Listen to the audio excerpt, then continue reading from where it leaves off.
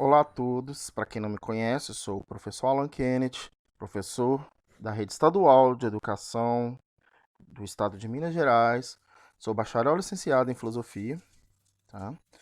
E venho hoje, né, para apresentar esta aula que representa a terceira semana do PET do terceiro ano, com o tema Legitimidade e Poder. Eu fiz Legitimidade e Poder parte um, porque eu vou trabalhar aquilo que o PET propõe.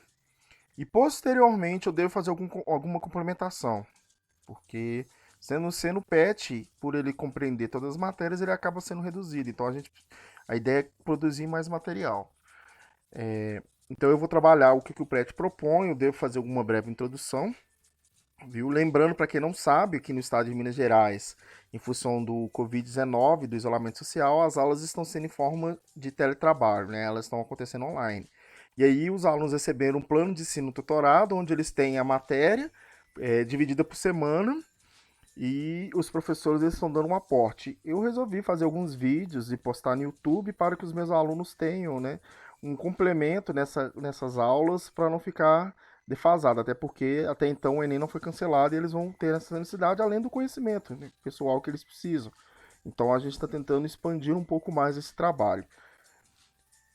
Porém, né, como o YouTube é uma ferramenta extremamente democrática, eu achei interessante postar por lá, porque os alunos vão ter acesso com mais facilidade através do link que eu estou enviando para eles, através de outra plataforma que é o Google Classroom. E para aqueles que não são meus alunos, são professores, queiram usar o material, até alunos mesmo que queiram implementar seus estudos, de repente dá para o Enem, é um material que vai ficar disponível e aí o pessoal pode acessar e ver à vontade. Porém, até então, ele é um conteúdo voltado para os meus alunos, nesse caso, os alunos do terceiro ano. Então, ele está sendo bem direcionado de acordo com o PET. Mas que não vai tirar também a riqueza do material, onde vocês poderão estar usufruindo e estudando.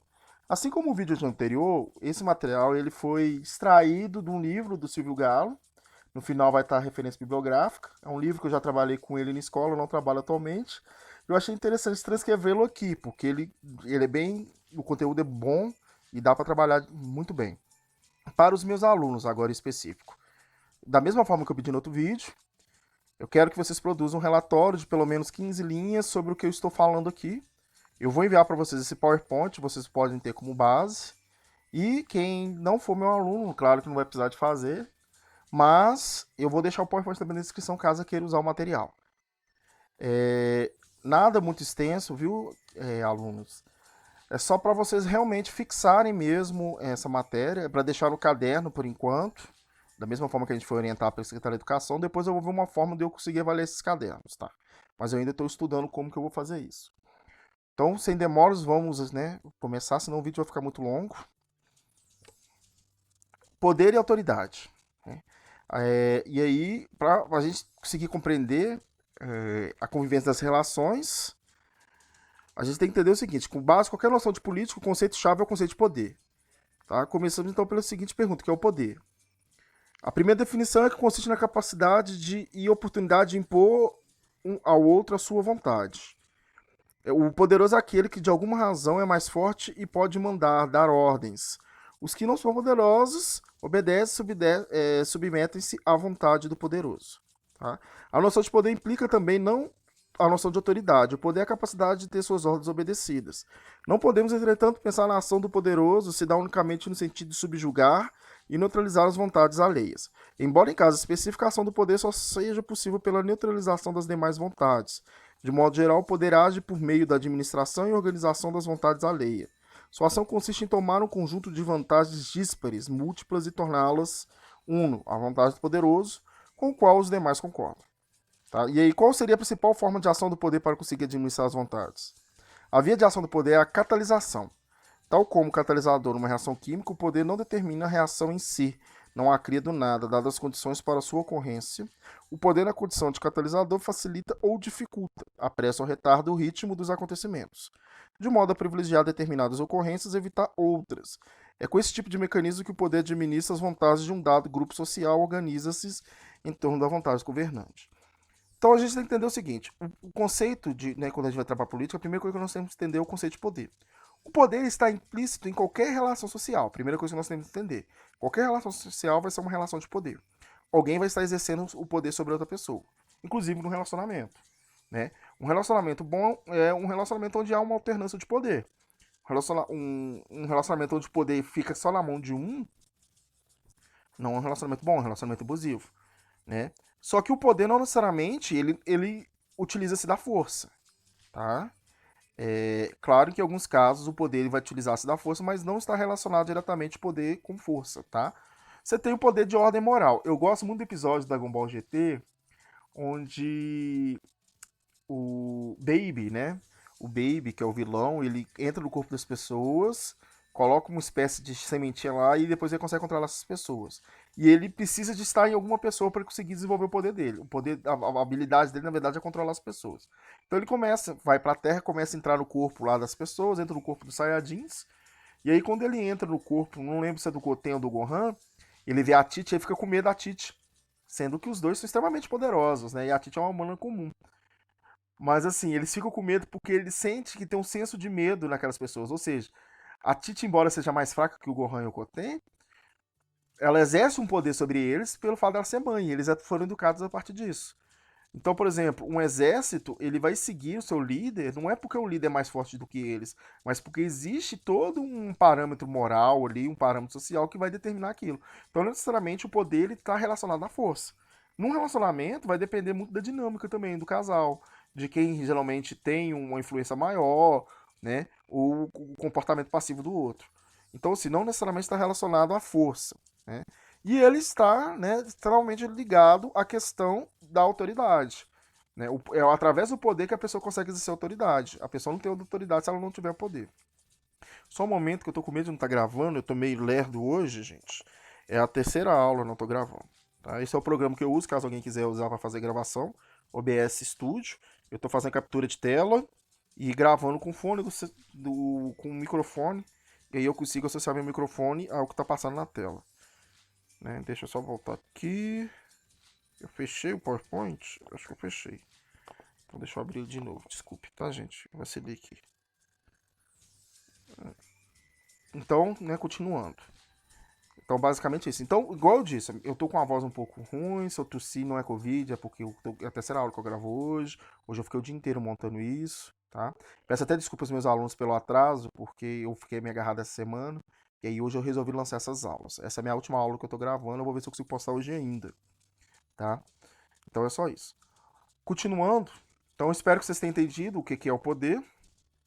Agora vamos para a questão da microfísica do poder, né? O poder como rede.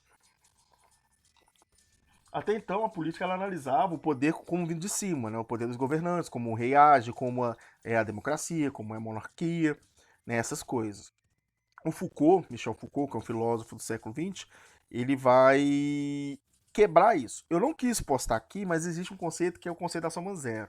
Eles falam que o poder do governante ele tem que ser igual ao poder da população.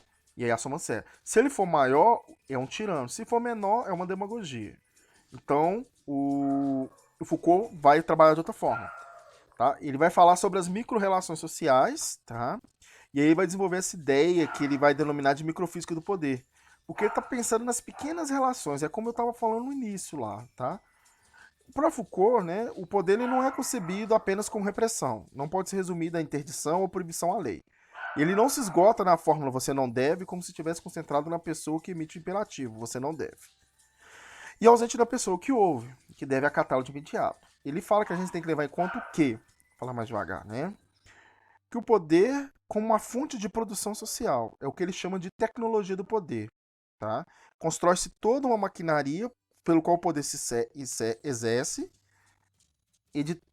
interditando certas ações, mas também produzindo outras, tá? Essa maquinaria para ele tem muitas peças e intervém de várias maneiras. O jogo do poder é muito mais complexo do que a gente acha, né, na perspectiva, né, macrofísica. Ele vai romper com essa concepção clássica, falando que não se pode concebê-la materializando em determinado lugar ou em lugares específicos, porque na verdade o poder está diluído no tecido social. É como se fosse uma onipresença do poder. Ele se apresenta como uma forma microscópica que acaba englobando tudo e todos. tá? É como um jogo de força que vai estabelecer todas as relações humanas, tá? Não há poder apenas nas relações que chamamos políticas, há na relação de todos, entre pai e filho, namorado, como eu estava falando antes, né? Na questão do trabalho, tá? Ele está em tudo. E é a partir dessa microfísica que nós vamos construir aparelhos de poder político, as macro-relações sociais, tá? O poder é uma multiplicidade de jogos de força e de luta que estabelece entre indivíduos, tá? Em qualquer situação, desde que as relações interpessoais até os sistemas administrativos do Estado. Então, o que vai, na verdade, a ponta do iceberg, né, o macro, a nível macro, ele só existe porque, na verdade, existe toda uma rede de poder aqui embaixo. Tá? O presidente ele só exerce o poder porque existe toda uma estrutura complexa que possibilita ele exercer o poder como presidente. E a ponta disso está aqui com a gente, tá? Nas nossas relações sociais. Então, quando a gente fala de poder, né, em certas sociedades, estamos falando da arquitetura particular, que é essas correlações de forças que determinam, né, essa sociedade. E aí a gente tem que entender que são múltiplos micropoderes que estão formando tudo isso. E aí o Foucault vai resumir sua teoria da seguinte forma, né? Ele vai resumir em 5 pontos. O poder se exerce, desculpe, não é algo que você conquista, que você possua, né, ou que você possa perder, mas é algo que todo mundo está exercendo ou sofrendo. Não tem como. Se é ser humano, está tendo isso, tá? Essas relações de poder. Então ele acaba se exercendo. Não é o presidente que ganhou. Ele já exerce aquele poder, ele só está em outra situação. Elas são imanentes, né? Ele interna qualquer tipo de relação social, emanando dela, sendo seu efeito imediato. Qualquer relação social existe o poder, por isso que a gente fala que ele é imanente. Ele vem de baixo, são as correlações de forças microscópicas que sustentam os macropoderes, né? Que a gente enxerga de forma imediata. Então é o que eu falei sobre a questão do presidente, que ele só consegue exercer o poder dele porque existe toda uma rede complexa que está dando base para aquilo. Elas são intencionais, tá? Ele é sempre estratégico, é guiado por metas objetivos, ele obedece uma lógica, uma racionalidade interna. Então a gente sempre está exercendo poder com alguma finalidade, pensando ou buscando alguma coisa, tá? E sempre haverá resistência, tá? Que é a condição do próprio poder resistência. Tá? A resistência ela não vem de fora, não é exterior ao poder, mas faz parte do próprio jogo. Então a gente sempre está ali, aceitando e resistindo, para criar essa lógica. Né? O relacionamento, quando uma pessoa é passiva demais, ele tende ao erro, né? Ele vai gerar um problema, né? Ou até um término. Então, se analisando as sociedades ocidentais, desde a Idade Moderna, o Foucault ele vai afirmar que a gente pode perceber 3 tipos de tecnologias distintas, que sucederam como as principais formas de organização política. O poder de soberania, que basou os regimes monárquicos, né, o monarca é o soberano. O poder disciplinar, nas instituições que garantiam a emergência da consolidação do regime capitalista, com a formação de lei do Estado Democrático de Direito. E o biopoder, que é a forma de estruturação dos estados atualmente. Esse tema será mais aprofundado adiante, né? Porque eu peguei trecho do livro, eu nem prestei atenção que eu tinha colocado isso, desculpe. Mas eu acredito que a gente vai conseguir talvez desenvolver isso em outros vídeos, né? A minha proposta. Como eu disse, eu tô querendo fazer Legitimidade e Poder parte 2 ao longo da semana. Tá? E aí nós vamos trabalhar o que o PET está pedindo, que é Estado, Sociedade e Poder. E aí nós temos que entender o seguinte, né? O pensamento político do século XVIII e XIX, ele dedicou a criar base para a construção de uma nova sociedade, que era distinta daquela sociedade feudal. A gente estava passando pelo processo, né, do fim do feudalismo, com o fim da Idade Média, início da Idade Moderna, e aí vai ter toda essa construção, né, essa transição do absolutismo para uma monarquia parlamentar, aí depois nós vamos ter a Revolução Francesa, os movimentos democráticos, até chegar onde nós estamos hoje, tá? Então retomou-se a ideia de democracia, que vinha lá dos gregos, tá? Como forma mais adequada para os estados modernos. Mas a democracia na Idade Moderna era diferente daquela criada, né? Agora nós tínhamos status cidadãos, todos nós somos, não era apenas os ricos proprietários de terra, né? Mas na prática a gente sabe que esses ricos proprietários de terra acabam assumindo, né, um protagonismo muito maior do que a gente, né, nesse jogo político. E vai ser criado também, né, essa nova categoria, que é a categoria dos políticos. Vai ser separado entre políticos e cidadãos. E o político vai se tornar uma carreira. E muitos vão usar isso como carreira, que é um problema nosso. A gente tem político lá que o pai foi político, o avô foi político, o bisavô foi político, tá? E aí vai seguindo. É, políticos que você vai pegar a árvore genealógica remetem até as capitanias hereditárias. Então a gente tem esse problema, né?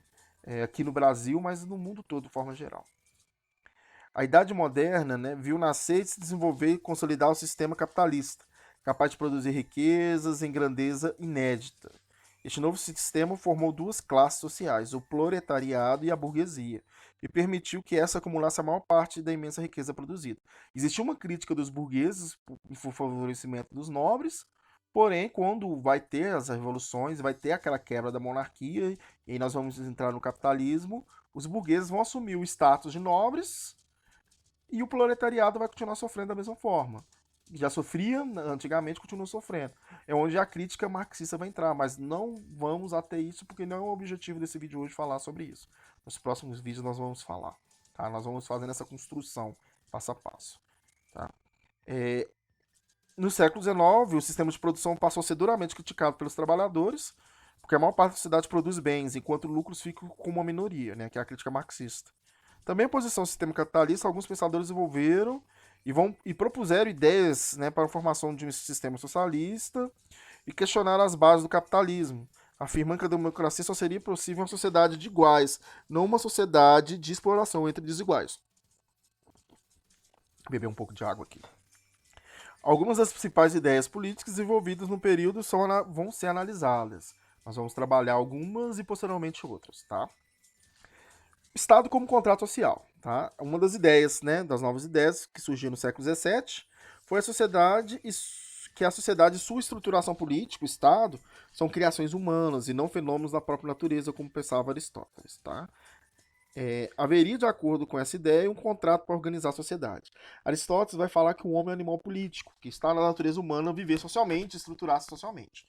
Esses pensadores, né, nós vamos trabalhar com três que vão defender a ideia de contrato social, vão falar que não, que a gente vivia de uma determinada forma e em um determinado momento houve um pacto entre as pessoas ali e foi constituído o sistema político. Tá? Lembrando que esse contrato social é só uma teoria, né? É uma forma de explicar o que aconteceu, não que realmente houve um contrato. Mas que houve um determinado momento que a sociedade, as pessoas, não havia sociedade, aquelas pessoas que viviam em outro tipo de organização resolveram se unir e criar o Estado, criar as leis.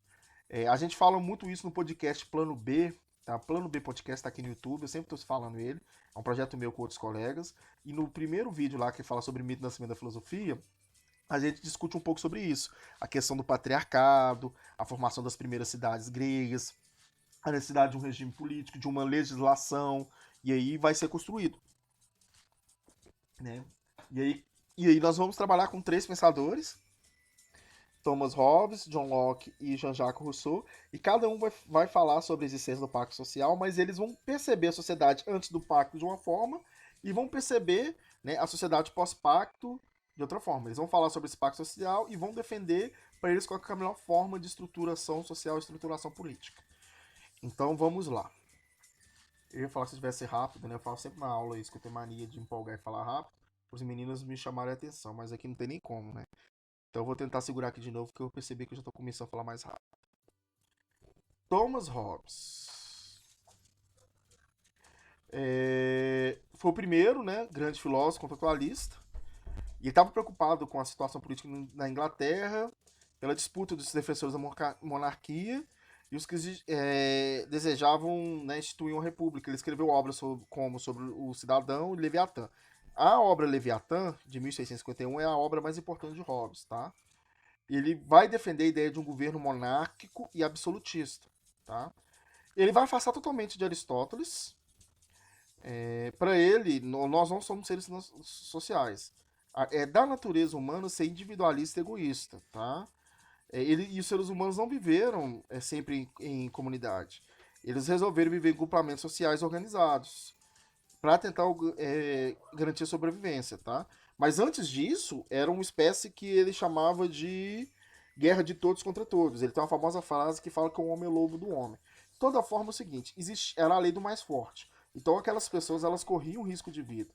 E aí eles resolveram se organizar para formar um estado para se proteger, a fim de se proteger daquelas pessoas que eram mais fortes que poderiam matá-los. Então a ideia do Pacto Social para Rhodes é direito a assegurar a vida. Então eles vão abrir mão daquela liberdade do estado de natureza em função da preservação da vida. E aí vai ser formado, né, esse primeiro estado. Ele vai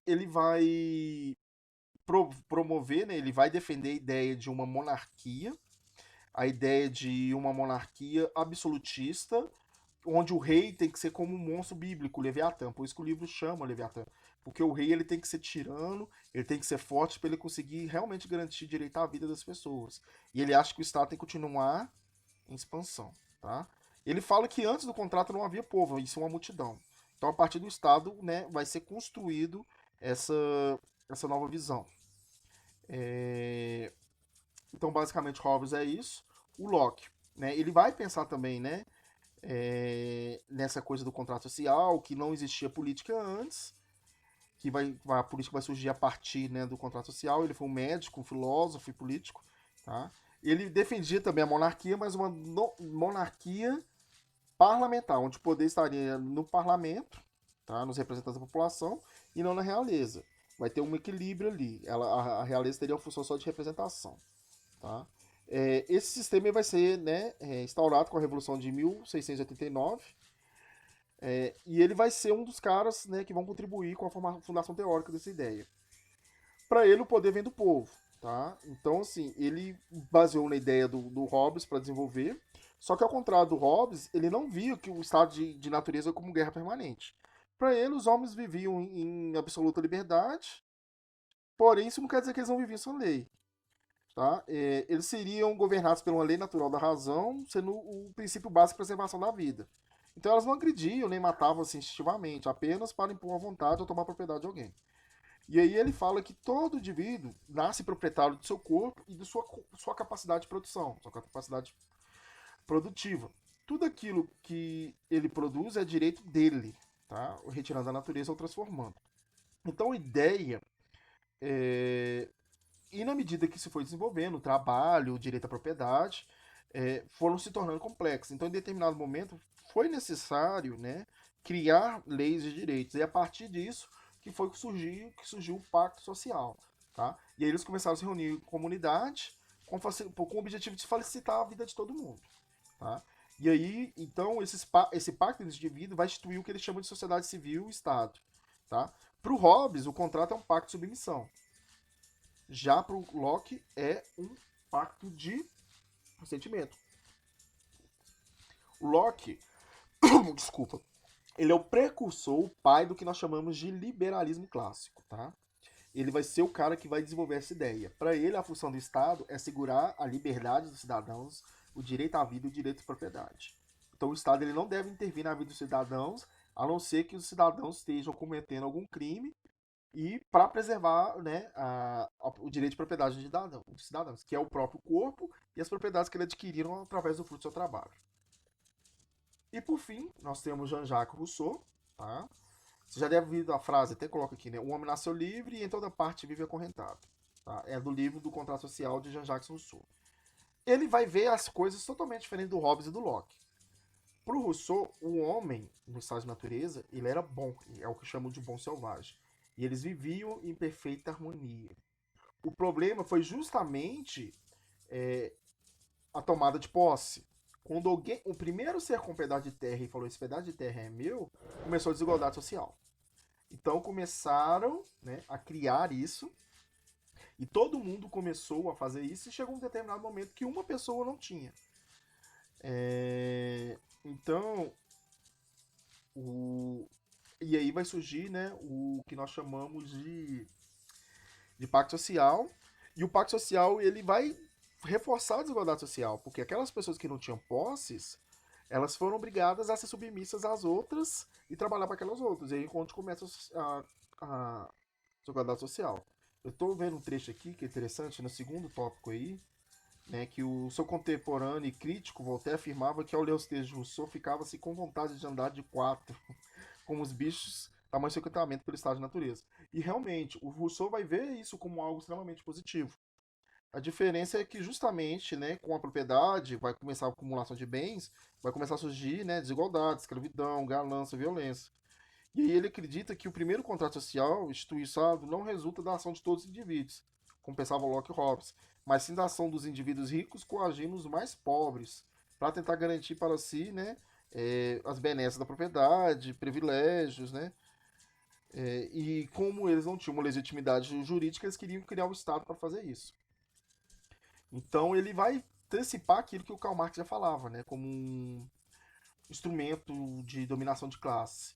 Então é o seguinte, ele vai valorizar, tá, a questão da natureza, mas ele vê que teve esse golpe a partir da destituição do Estado para favorecer aqueles.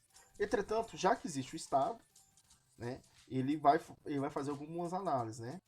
Para ele, o pacto social deve abranger todos os indivíduos. Se alguém ficar de fora, se estabelece já na origem uma desigualdade que corrompe a sociedade instituída. Diferente de Hobbes, o contrato social pensado por Rousseau é o conjunto de indivíduos não indica sua liberdade em nome de um único indivíduo, né, que deve se submeter, mas a entrega de si mesmo ao controle de um indivíduo coletivo que é formado pela união de todos que pactuam firmar o contrato. Este indivíduo coletivo é o que ele denomina de vontade geral, que é uma das bases de qualquer Estado. Para ele, a menos pior forma de contrato social, né, de estruturação política, é a democracia. Porque a democracia vai privilegiar todos, né, na teoria, que na prática a gente sabe que isso não acontece, né? Mas ele fala que a vontade geral deve ser estabelecida. Então a democracia é a única forma de governo que vai dar, né, possibilidade para que a vontade geral seja ouvida e possivelmente seja aplicada. Tá? Não há em Rousseau abdicação da liberdade para a instituição do Estado, uma vez que o Estado é a reunião do conjunto de indivíduos e deve ser expressão da vontade geral. Né? É resultante de vontades individuais no que diz respeito a coisas comuns e coletivas. Né? Na perspectiva desse filósofo, a soberania não é o governo, tá? Que são os ocupantes da máquina administrativa, executores, tal, da vontade geral. Mas o povo como conjunto de indivíduos pactuantes. Nunca há submissão individual, ao contrário, no Estado se realiza a igualdade política dos indivíduos, assim como sua liberdade se realiza a obedecer às leis criadas por eles mesmos, que não são jamais leis de exceção impostas por outro. Né? A teoria de Rousseau constitui uma das principais bases teóricas da democracia moderna. Então, essa ideia de Rousseau vai desenvolver o que nós entendemos hoje como democracia. Então, basicamente é isso. Não vou fazer algo muito longo, né? Até porque eu estou postando 2 vídeos para o terceiro ano. Esses textos foram extraídos, né, de Silvio Galo, Filosofia e Experiência do Pensamento, volume 1 da editora, né, Scipione, São Paulo, primeira edição, de 2013. E aí eu extraí da página 118 a 124, a página 180, a página 187, a página 197 a 205. Aí tá a fotinha deles, Thomas Hobbes, 1508 e 1679, Jean-Jacques Rousseau, 1632 e 1704, e John Locke, desculpe, e Jean-Jacques Rousseau, 1702 e 1778. Se você perceber, quando um nasce, o outro está praticamente já está no período de produção. Quando o John Locke, por exemplo, chega à fase adulta, o Hobbes ele já deixou de ele já tá velho já ou já morreu, né? E aí o John Locke também é a mesma coisa. Quando o Jean-Jacques Rousseau nasce, o John Locke já tinha morrido, inclusive. Então você vê que eles não são da mesma época. Então um meio que vai ter como base a teoria do outro, tá? Nossa, o Locke era muito feio, coitado. O Hobbes também. O Rousseau mais ou menos, né? Mas tudo bem. Então estão aí meus contatos. O e-mail, meu Instagram, Instagram do Plano B Podcast. Vou deixar na descrição também um link se quiser, alguém quiser acessar o canal que não conhece o canal do Plano B Podcast, tá? Qualquer dúvida, crítica, sugestão, comentário geral, vocês podem mandar no e-mail, vocês podem mandar no direct do Instagram, ou pode até deixar também nos comentários do YouTube, tá? Do vídeo. Eu sempre estou olhando e eu respondo. Pode ser que demore 1, 2 dias, mas eu sempre estou passando e olhando, tá? Não vai demorar muito para responder, não. O e-mail e o Instagram é mais fácil, eu respondo mais rápido. Então, no mais, muito obrigado. Vou deixar uma frase aí do Jean-Jacques Rousseau, tá? Uma sociedade só é democrática quando ninguém for tão rico que possa comprar alguém, ninguém for tão pobre que tenha de se vender a alguém, tá? Então é a crítica que ele vai fazer à desigualdade social e por isso que ele vai ser a base, né, da construção do Estado democrático moderno. Já são, né, hoje aqui mais de 11 horas, então estou encerrando minha terceira aula, então peço desculpa por qualquer coisa. Realmente estou bem cansado, eu preparei esse PowerPoint, montei isso ao longo do dia, dei uma reestudada, né, não é só chegar e falar, eu tenho que dar uma pesquisada em alguma coisa, tirar algumas dúvidas, que é muito material. Mas espero que eu tenha conseguido ajudar vocês, vocês tenham entendido, tá? Qualquer coisa pode me procurar, igual eu disse. Então, novamente, muito obrigado, paz e bem, tá? Boa noite a todos. Tá? Bom descanso e bons estudos. Tá? Lembrando, dá uma olhada na descrição. E antes que eu esqueça, né, dê um like, Sigam a página, marquem o sininho e principalmente compartilhem. O conhecimento ele não pode ficar preso a um determinado grupo. Expandem isso para as pessoas, né, terem acesso a esse material. Então, até mais. Tchau.